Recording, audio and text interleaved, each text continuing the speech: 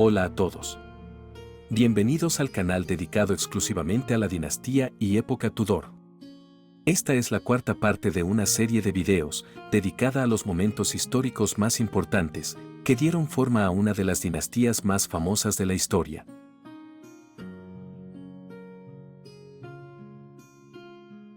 Número 32. La coronación de Eduardo VI. 20 de febrero de 1547. Eduardo, de 9 años, había escrito a su padre y a su madrastra el 10 de enero de 1547, desde Hartford, agradeciéndole sus regalos de Año Nuevo. El 28 de enero, Enrique VIII estaba muerto. Y los cercanos al trono, encabezados por Edward Seymour y William Paget, acordaron retrasar el anuncio de la muerte del rey, hasta que se hubieran hecho los arreglos para una sucesión sin problemas. Seymour y Sir Anthony Brown, el maestro de caballos, cabalgaron para recoger a Eduardo de Hartford, y lo llevaron a Enfield, donde vivía su hermana Isabel. Luego, a él y a Isabel se les informó de la muerte de su padre y escucharon la lectura de su testamento. El canciller del reino anunció la muerte de Enrique al Parlamento el 31 de enero, y se ordenaron proclamaciones generales de la sucesión de Eduardo. El nuevo rey fue entonces llevado a la Torre de Londres, donde fue recibido con gran disparo de artillería en todos los lugares, tanto fuera de la torre como fuera de los barcos. Al día siguiente, los nobles del reino rindieron homenaje a Eduardo en la torre, y Edward Seymour fue anunciado como protector. Enrique VIII fue enterrado en Windsor el 16 de febrero, en la misma tumba que Jane Seymour, como él había deseado. Y finalmente, Eduardo VI fue coronado en la abadía de Westminster, el domingo 20 de febrero. Las ceremonias fueron acortadas por la tediosa duración de las mismas, que debía cansar y ser perjudicial tal vez a la majestad del rey, siendo aún de tierna edad, y también porque la reforma había hecho inapropiadas algunas de ellas. En la víspera de la coronación, Eduardo avanzó a caballo desde la torre hasta el palacio de Westminster, a través de multitudes y desfiles, muchos basados en los desfiles de un niño rey anterior, Enrique VI. Se nos dice que Eduardo se rió de un funámbulo español que se revolcaba, y jugaba con muchos juguetes bonitos fuera de la Catedral de San Pablo. Y en el servicio de coronación, el arzobispo Thomas Cranmer afirmó la supremacía real, y llamó a Eduardo un segundo Josías, instándolo a continuar la reforma de la Iglesia de Inglaterra, a desterrar la tiranía de los obispos de Roma de sus súbditos y eliminar las imágenes de las iglesias. Después del servicio, Eduardo presidió un banquete en Westminster Hall, donde, según él mismo recuerda en su crónica, cenó con la corona sobre la cabeza. La coronación de Eduardo VI tiene la distinción de ser la primera de su tipo, en incluir elementos de la religión protestante.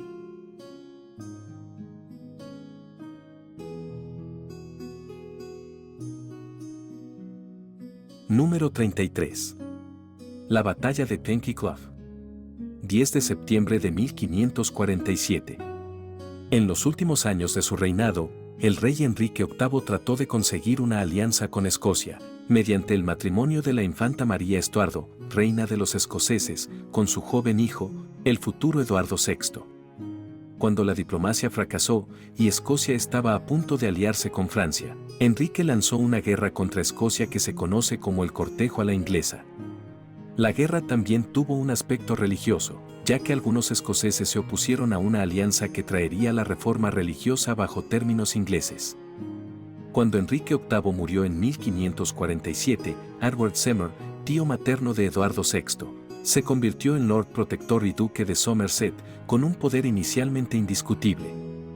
Edward continuó con la política de buscar una alianza forzosa con Escocia, exigiendo tanto el matrimonio de María con Eduardo, como la imposición de una reforma anglicana en la iglesia escocesa. A principios de septiembre, Edward dirigió un ejército bien equipado hacia Escocia, apoyado por una gran flota.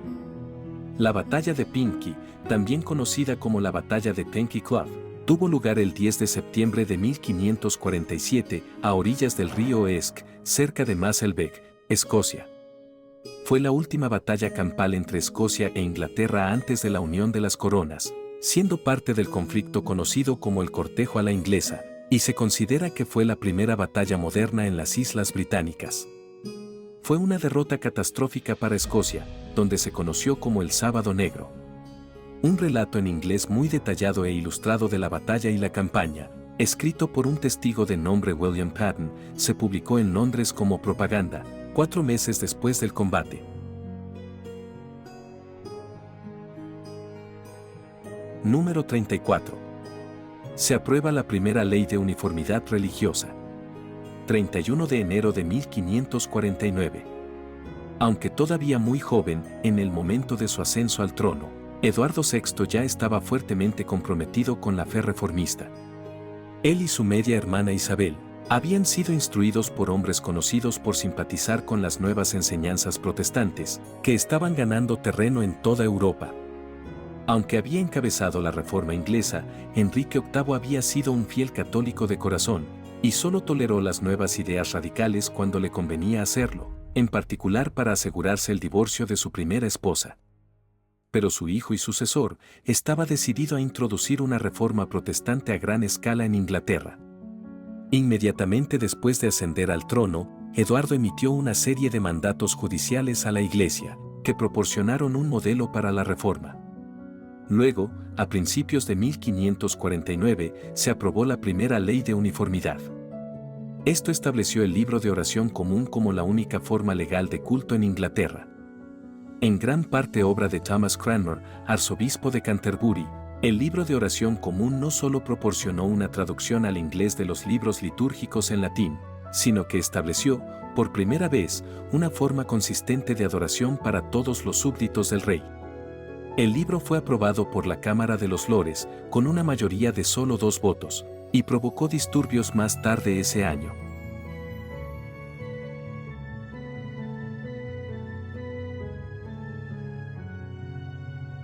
Número 35. La rebelión en contra del libro de oración común. De junio a agosto de 1549. La rebelión del libro de oración, o levantamiento occidental, fue una revuelta popular en Cornualles y Devon, en el verano de 1549. En ese año, se introdujo el libro de oración común, que presentaba la teología de la Reforma inglesa.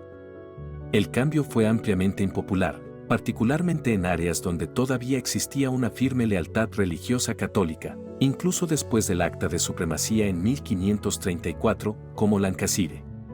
Junto con las malas condiciones económicas y la aplicación de la literatura en inglés en lugar de la de Cornualles, provocó una explosión de ira en esta región y en Devon, lo que inició un levantamiento. En respuesta, Edward Seymour, primer duque de Somerset, envió a John Russell para reprimir la revuelta, derrotando a los rebeldes y ejecutando a sus líderes 2 meses después del comienzo de las hostilidades.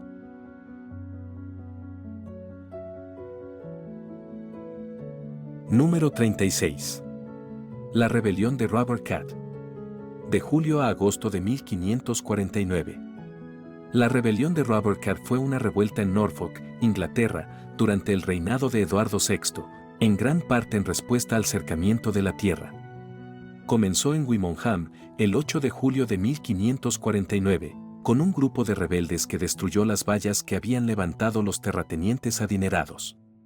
Uno de sus líderes fue el terrateniente Robert Cat, quien, en lugar de resistirse a los rebeldes, accedió a sus demandas y se ofreció a liderarlos.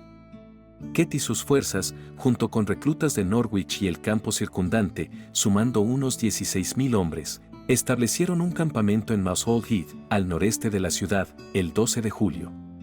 Los rebeldes asaltaron Norwich el 29 de julio y tomaron la ciudad.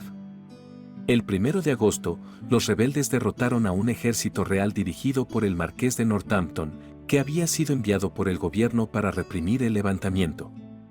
Pero la rebelión de Cat terminó el 27 de agosto, cuando los rebeldes fueron derrotados por un ejército bajo el liderazgo del conde de Warwick, en la batalla de Dussindale.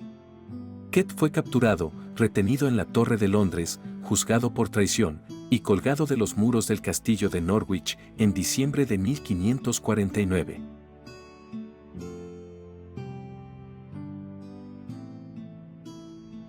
Número 37.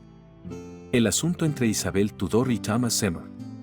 De 1547 a 1549. Después de la muerte de Enrique VIII en 1547, Isabel se fue a vivir con su madrastra, Catalina Parr, lo que casi provocó un desastre. En 1547, Catalina se casó con Thomas Seymour, el Lord Almirante, y tío más joven del rey Eduardo. Thomas era vanidoso, guapo, ambicioso, y extremadamente celoso del poder de su hermano mayor como protector del joven rey. El matrimonio de Thomas con Catalina lo puso en estrecho contacto con Isabel, que se estaba convirtiendo en una joven atractiva. Thomas comenzó a hacer avances hacia la princesa y el escándalo que siguió empujó a Isabel abruptamente al duro mundo de la política y la sexualidad adulta. Cuando Catalina Parr murió en 1548, poco después de dar a luz, Thomas Seymour decidió que podía promover sus ambiciones políticas al casarse con Isabel y tomar el control del rey. Pero fue arrestado en enero de 1549 y ejecutado por traición por orden de su hermano, en marzo de ese mismo año. Por su parte, Isabel fue interrogada sobre su participación en los planes, pero hábilmente negó los cargos de traición y finalmente fue exonerada. El dominio de sí misma de Isabel la ayudó a sobrevivir al escándalo y demostró una madurez notable para una joven de 15 años. La misma naturaleza pública del escándalo la hizo muy consciente de la importancia de proteger su reputación sexual. Aunque este roce con la acusación de traición no iba a ser el último.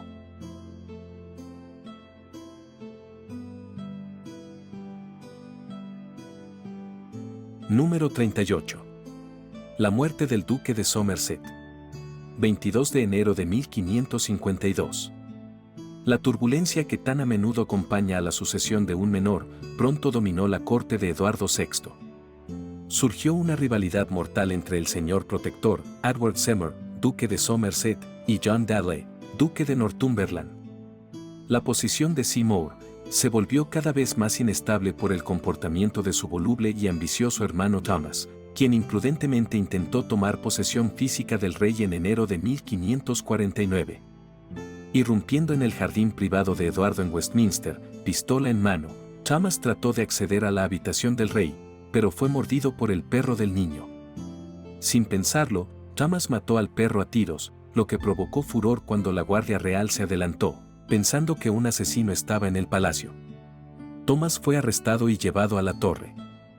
Fue declarado culpable de traición y su propio hermano fue obligado a firmar la sentencia de muerte, que se llevó a cabo el 20 de marzo. Sin embargo, el duque de Somerset sobrevivió 3 años más e incluso se le permitió volver al consejo privado. Pero cuando fue descubierto conspirando contra su rival, Dudley, el nuevo líder de facto del gobierno, Somerset fue arrestado nuevamente y ejecutado. El joven sobrino de Somerset, el rey, anotó con fría indiferencia en su diario: al duque de Somerset le cortaron la cabeza en Tower Hill entre las 8 y las 9 de la mañana.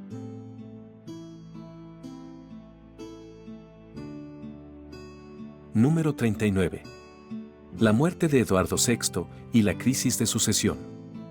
Julio de 1553. En la primavera de 1553, el rey de 15 años enfermó repentinamente. Una infección de pecho, aparentemente menor, se había convertido en algo mucho más grave, y en cuestión de semanas, estaba claro que el rey niño se estaba muriendo. Ansioso por evitar el acceso al trono de María, la hermana católica de Eduardo, John Dudley orquestó un golpe al casar a su hijo menor, Guilford, con Lady Jane Grey, la sobrina nieta de Enrique VIII, y colocar a esta última en el trono. Eduardo VI murió el 6 de julio de 1553, mientras una gran tormenta de verano azotaba Londres. 2 días después de la muerte del rey, Lady Jane Grey, entonces de 16 o 17 años como máximo, fue proclamada reina y recibida en la Torre de Londres con gran pompa y ceremonia. Ella reinaría por solo 9 días. A pesar de todo su dogmatismo, María era una verdadera princesa Tudor, y no perdió tiempo en reunir a miles de súbditos para luchar por su causa. Pronto, el consejo se dio la vuelta y se declaró a favor de ella. El 19 de julio, María fue proclamada reina, para gran regocijo de los londinenses. Jane Grey y su esposo fueron condenados por traición en noviembre, pero la nueva reina no les guardó rencor, y se rumoreaba que los perdonaría. Hasta que una serie de levantamientos a principios de 1554 cambió todo eso. María reconoció, a regañadientes, que Jane era una amenaza demasiado peligrosa como para permitirle vivir. Así fue que Jane Grey fue conducida al bloque del verdugo, el 12 de febrero de 1554, después de haber visto el cuerpo decapitado de su esposo, Guilford Dudley, siendo llevado de regreso desde Tower Hill.